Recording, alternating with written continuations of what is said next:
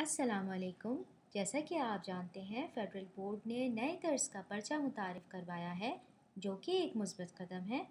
اس video میں ہم جانیں گے کہ ایس ایس سی پارٹ 2 اردو پرچے میں کیا نیا ہے اور اس کو کس طرح حل کریں۔ یہ پرچہ آپ فیڈرل بورڈ کی ویب سائٹ سے ڈاؤن لوڈ کر سکتے ہیں۔ حصہ اول لازمی ہے، اس کے جوابات اسی صفحے پر دیکھ کر ناظم مرکز کے حوالے کریں۔ پہلی تبدیلی یہی ہے کہ آپ کو پہلے او ایم آر شیٹ مہیا کی جاتی تھی، لیکن اب سوال نامے پر ہی دائرے مہیا بنائے گئے ہیں، آپ کو وہ بھرنے ہوں گے، او ایم آر شیٹ نہیں دی جائے گی۔ کاٹ کر دوبارہ لکھنے کی اجازت نہیں ہے، لیڈ پینسل کا استعمال ممنوع ہے۔ ان دونوں شرائط کی وجہ سے آپ کو بہت دھیان سے دائرہ پر کرنا ہے، سیاہی والے قلم سے پر کرنا ہے، پہلے سوچ لینا ہے کہ اس کا درست جواب کیا ہے، اس کے بعد دائرہ بھرنا ہے۔ اب میں آپ کے سامنے ہر ایک جز پڑھوں گی اور اس سے بننے والا متعلقہ سوال بتاؤں گی تاکہ آپ سمجھ سکیں کہ سوالات کس طریقے سے آ سکتے ہیں۔ آگے بڑھنے سے پہلے دوسری اہم تبدیلی جان لیجئے کہ پہلے معروضی سوالات مکمل کتاب سے آتے تھے، اب فقط حصہ قواعد میں سے آئیں گے، تو اس کا ہمیں اچھے طریقے سے سمجھنا لازمی ہے۔ ہر جز کے سامنے دیے گئے درست دائرے کو پر کریں، یہ ہم نے آپ کو بتا دیا ہے۔ پہلا سوال، ایسی نظم جس کے ہر بند میں 6 مصرے ہوں اسے کیا کہتے ہیں؟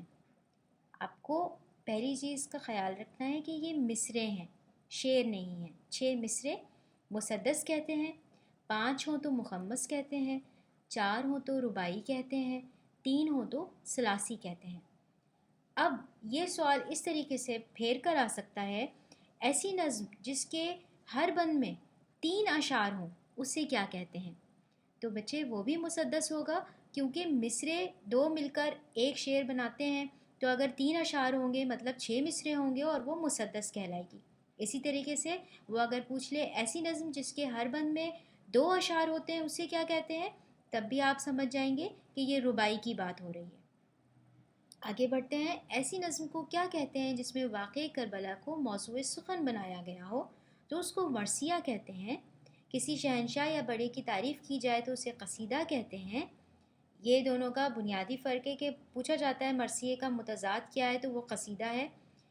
اگر وہ یہ سوال ایسے دیتے کہ ایسی نظم کو کیا کہتے ہیں جس میں کسی مرنے والے کا غم بیان کیا جائے اور اس کے مرنے پر رویا جائے، نوحہ کیا جائے، تو اس کو کیا کہتے ہیں؟ تو اس کو بھی بیٹا مرثیہ کہتے ہیں۔ جدید دور میں ایسے مرثیے لکھے گئے ہیں جس میں واقعہ کربلا کے علاوہ بھی اپنے کسی عزیز کی موت کا ذکر کیا گیا ہے۔ تو اب ہم جز نمبر 3 کی جانب بڑھتے ہیں۔ کس صنف سخن کا ہر شعر الگ موضوع کا حامل ہوتا ہے؟ الگ موضوع کا حامل ہوتا ہے یعنی کہ اس شعری جز کا کوئی عنوان نہیں ہوتا، تو جس کا عنوان نہ ہو وہ غزل ہوتی ہے۔ غزل کا ہر ایک شعر اکائی ہوتا ہے، اس کی تعریف کو پھیر کر یہ سوال بنایا گیا ہے۔ اب پابند نظم جان لیجئے، ایسی نظم جس میں قافیہ ردیف کی پابندی کی جائے وہ پابند نظم ہے۔ ایسی نظم جس میں قافیہ ردیف نہ ہو، نثری نظم بھی آزاد نظم کو کہا جاتا ہے، اور جس میں پابندی نہیں ہوتی اس کو آزاد نظم کہتے ہیں، اس کو نثری نظم بھی کہتے ہیں۔ اور جس نظم میں کسی شہر کی بدحالی اور تباہ ہونے کا ذکر ہو وہ شہر آشوب کہلاتی ہے۔ یہ چاروں آپ کو امید واضح ہو گئے ہوں گے۔ حصہ جز نمبر 4، برف کی طرح ٹھنڈا پانی قواعد کی روح سے کیا ہے؟ تو طرح آ رہا ہے، آپ سمجھ گئے ہیں کہ حرف تشبیہ آ رہا ہے تو ضرور یہ تشبیہ ہی ہے۔ پانی برف ہے تو وہ استعارہ ہو گیا، کیونکہ اس میں یہ نہیں بتایا گیا کہ کس کے لیے مستعار لیا گیا ہے۔ اسی طریقے سے جز نمبر 5، کس شعر کی آمد ہے کہ رن کانپ رہا ہے؟ اس میں جس کے لیے استعارہ استعمال کیا ہے اس کا ذکر نہیں آ رہا، اس فرد کا ذکر نہیں ہے، یعنی کہ مستعار لے کا ذکر استعارے میں نہیں آتا، تو اسی لیے یہ استعارہ ہے، نہ ہی حرف تشبیہ آ رہا ہے، تو یہ استعارہ کی مثال ہے۔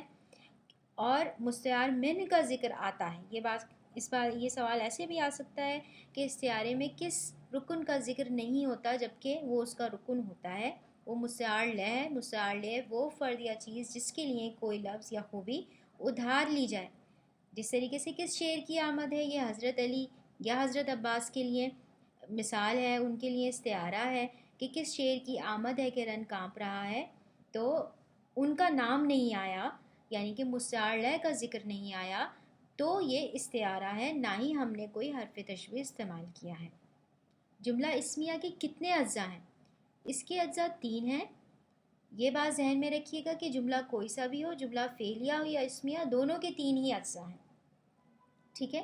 جملہ اسمیہ ہوگا تو مبتدا اسم کے بعد خبر اور فعل ناقص آ جائے گا۔ اب یہ بنیادی جز ہیں، اگر ہم جملہ طویل کرنا چاہیں تو بہت طویل کر سکتے ہیں، اس میں ہم صفت بھی لگا سکتے ہیں، اس میں ہم متعلق خبر بھی لگا سکتے ہیں، لیکن بنیادی جز فقط 3 ہیں۔ اسی طریقے سے جملہ فعلیہ میں بھی بنیادی جز صرف 3 ہیں، فاعل، فعل، مفعول۔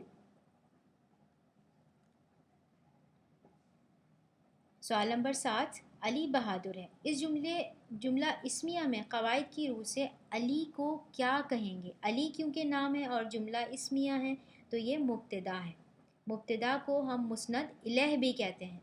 الہ فارسی میں کسی کے نام کے لیے لگتا ہے، جہاں پر بھی نام آ رہا ہو تو آپ کو خیال رکھنا ہے، اس میں چھش و پنج کا شکار نہیں ہونا کہ الہ مسند الہ کیا ہے، مسند کیا ہے، تو یاد رکھیں کہ الہ کا مطلب نام ہے۔ جز نمبر 8 دیکھیے، حمید نے خط لکھا۔ اس جملے میں لکھا کو قواعد کی روح سے کیا کہیں گے؟ کیونکہ اس میں کام ظاہر ہو رہا ہے کہ کچھ کام ہو رہا ہے تو وہ آپ کا فعل ہے، جبکہ کام کرنے والے کو فاعل کہتے ہیں۔ اس میں حمید فاعل ہے اور علامت فاعل نے ہے۔ یہ اکثر سوال پوچھا جاتا ہے کہ علامت فاعل کیا ہے، تو وہ نے ہے، اس چیز کا خیال رکھیے گا۔ سوال نمبر 9 دیکھیے، مخمس نظم کے ہر بند میں کتنے مصرعے ہوتے ہیں؟ یہ ہم نے آپ کو اوپر بتا دیا ہے، 5 ہوتے ہیں۔ 10، مندرجہ ذیل میں جملہ معترضہ کی نشانی کیجیے۔ اس کی پہچان یہ ہوتی ہے، اور یہ میں نے آپ کو تعریف جب کروائی تھی تو ایک جملہ کا اضافہ کروایا تھا کہ جملہ معترضہ ہمیشہ قوسین میں لکھا جاتا ہے، تو آپ دیکھ سکتے ہیں کہ قوسین میں شاعر مشرق لکھا گیا ہے، علامہ اقبال۔ سب کو پتہ ہے علامہ اقبال کون ہے، لیکن شاعر مشرق اگر کوئی نہیں جانتا تو اس کے لیے وضاحت کی گئی ہے۔ شاعر مشرق کا مزار لاہور میں ہے۔ سوال نمبر 11، ہارڈ ویئر کمپیوٹر کا دماغ اور سافٹ ویئر اس کا ذہن سمجھا جاتا ہے۔ قواعد کی روح سے یہ جملہ کس انداز بیان کی مثال ہے؟ یہ لازمی جز ہے، انداز بیان بیٹا آپ کو معلوم ہونا چاہیے۔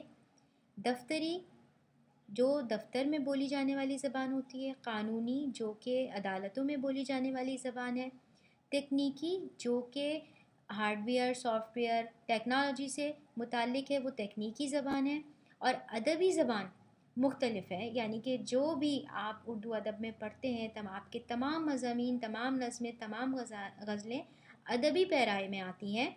بچے ان چاروں میں آپ کو بنیادی فرق ذہن میں رکھنا ہے کہ دفتری، قانونی، تکنیکی، ان سب میں آپ کو معلومات دی جاتی ہے، ٹھیک ہے، یا کوئی حکم دیا جاتا ہے، جبکہ فقط ادبی ایسا پیرائے بیان ہے کہ جس میں حسن بیان کا خیال رکھا جاتا ہے، کسی بھی جملے کے 2 مطلب ہو سکتے ہیں، اور اس میں الفاظ کی خوبصورتی اور جذبات کا استعمال ہوتا ہے، جبکہ باقی تمام اقسام میں جذبات اور ان چیزوں کا خیال نہیں رکھا جاتا۔ یہ اس کا بنیادی فرق ہے۔ کیونکہ ٹیکنالوجی کے الفاظ آ رہے ہیں تو ہم نے کہہ دیا تکنیکی ہے۔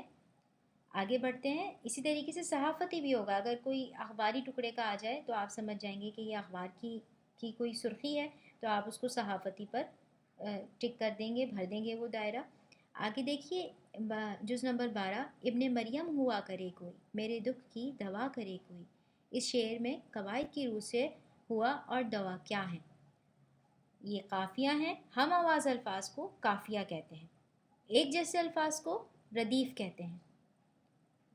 اہل زبان جو عام بات چیت کرتے ہیں ان کو ہم روزمرہ کہتے ہیں، جبکہ محاورہ 2 یا 2 سے زیادہ الفاظ کا ایسا مجموعہ جو کہ مجازی معنوں میں استعمال ہو۔ تو میں آپ کو امید ہے یہ تمام جز واضح ہو گئے ہوں گے۔ جز نمبر 13، اشعار میں قافیے کے بعد دہرائے جانے والے الفاظ کو قواعد کی روح سے کیا کہتے ہیں؟ تو دہرائے جانے والے، دیکھیں دہرائے جانے والے الفاظ کو اگر وہ قافیے کے بعد نہ بھی کہے، یہ کہے کہ اشعار کے آخر میں دہرائے جانے والے الفاظ کو، تو دہرانے کا لفظ وہی ہوتا ہے کہ جو پہلے ہے وہی ویسا ہی ہو، تو وہ ردیف ہوتا ہے۔ جز نمبر 13، اشعار میں قافیے کے بعد دہرائے جانے والے الفاظ کو قواعد کی روح سے، یہ ہو گیا۔ جز نمبر 14 غزل کا آخری شعر جس میں شاعر اپنا تخلص استعمال کرے وہ کیا کہلاتا ہے؟ تو اس کو مقطع کہتے ہیں۔ اب یہ تمام جز جاننا بہت ضروری ہے۔ پہلا شعر مطلع ہے۔ مطلع ثانی اور حسن مطلع دونوں ایک ہی شعر کو کہے جاتے ہیں اگر مطلع کے بعد دوسرا غزل کسی بھی غزل کا پہلا شعر مطلع ہے جس میں ردیف اور قافیے کی پابندی کی جائے۔ اگر شاعر غزل کے دوسرے شعر میں بھی قافیے اور ردیف کی پابندی کرتا ہے تو وہ مطلع ثانی کہلاتا ہے اور حسن مطلع بھی کہلاتا ہے۔ ٹھیک ہے، امید ہے کہ آپ سمجھ گئے ہوں گے۔ یہ سوال بھی آ سکتا ہے۔ اور ایک اور اہم جز میں آپ کو بتانا چاہوں گی، استعارے میں جو کہ 9ویں جماعت میں پوچھا گیا ہے، آپ سے بھی پوچھا جا سکتا ہے کہ مشبہ اور مشبہ بہ کو ملا کر کیا کہا جاتا ہے؟ تو اس کو طرفین تشبیہ کہا جاتا ہے۔ اسی طریقے سے استعارہ میں مستعار اور مستعار من کو ملا کر طرفین استعارہ کہا جاتا ہے۔ 15 مشترک خوبی یا خامی کی بنیاد پر ایک شے کو دوسری شے جیسا کہنا قواعد کی روح سے کیا ہے؟ تو یہ آپ سمجھ سکتے ہیں کہ یہ ہمارے پاس تشبیہ ہے، کیونکہ خوبی یا خامی کی بنیاد پر ایک شے کو دوسری شے جیسا کہنا، جیسا کا لفظ ہمیں بتا رہا ہے کہ یہ تشبیہ ہے۔ امید ہے کہ آپ سمجھ گئے ہوں گے۔ اس کے حوالے سے جو بھی سوال ہے آپ کمنٹ میں پوچھ سکتے ہیں۔ آج کے لیے اتنا ہی۔ اللہ حافظ۔